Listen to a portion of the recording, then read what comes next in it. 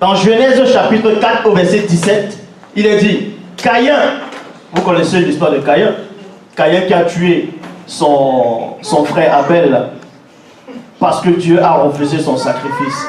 Bon, Dieu a refusé ses offrandes, les offrandes de la terre. Mais ça ne tient pas la route. Depuis quand Dieu va accepter les offrandes de sang, il va refuser les offrandes de la terre. Bon, ça c'est notre histoire. Ici, on est là pour démontrer que tout ce qui s'est passé, c'était avant la dérive des continents. En gros, la dérive des fragments des continents. Parce qu'actuellement, on parle qu'il y a 5 continents, mais il y va plus développer aussi par rapport à ça. Dans Genèse chapitre 4, au verset 17, Caïn s'est uni à sa femme. Mais sa femme, c'était qui? Vu qu'on avait que créé l'homme, la femme, et Caïn est apparu, aucun pasteur ne va vous dire d'où est-ce qu'elle vient la femme de Caïn. Sa mère, Lilith.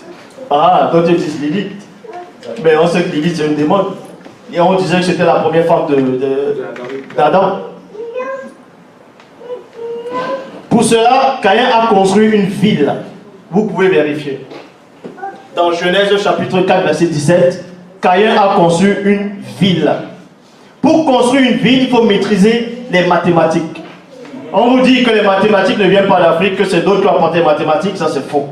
Caïn a bâti une ville, il n'était pas à l'école pour apprendre. Pour construire une ville, il faut d'abord construire la maquette, il faut d'abord, on appelle ça comment? Un architecte, non? Il faut avoir des grands yeux, il faut faire des études pour ça. Caïn était initié par rapport à ça. Donc l'homme noir est, c'est ça qu'on dit, le berceau de l'humanité.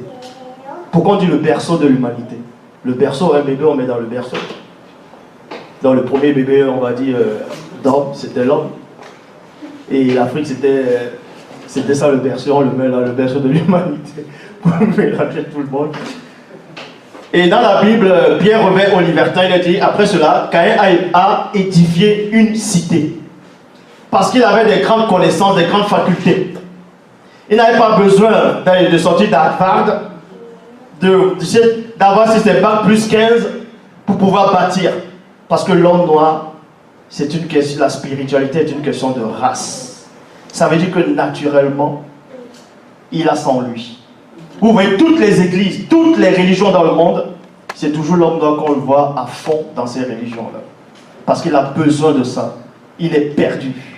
L'homme est perdu dans le monde. On fait croire que l'homme noir, c'est un immigré, qu'il faut qu'il rentre en Afrique. Tout ça, c'est l'Afrique. Le monde a été donné à l'homme noir. Il est l'héritier de l'univers. Puisque Dieu, c'est son Père. Là, je vais dire Dieu parce que vous connaissez le mot Dieu. Dieu, ça veut dire l'être supérieur. Ça veut dire divinité. Or, le Créateur est au-delà de la divinité. Est au-delà de l'être supérieur. Parce que Dieu, en tout cas le Créateur, n'est pas un être. Puisqu'on ne peut le concevoir, on ne peut le voir.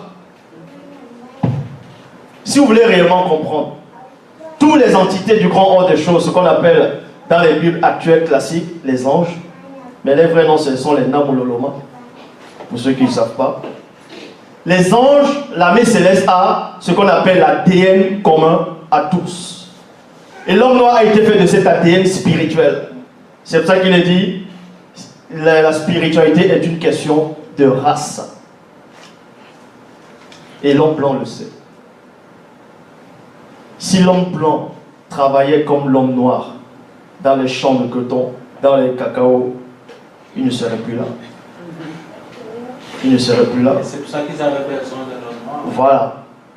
Parce que c'est un travailleur, c'est un dur.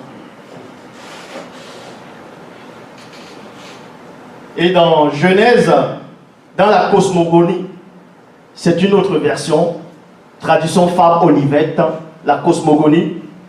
Dans Genèse chapitre 4, verset 17, il est dit, Caïn a édifié un circuit sphérique, une enceinte fortifiée.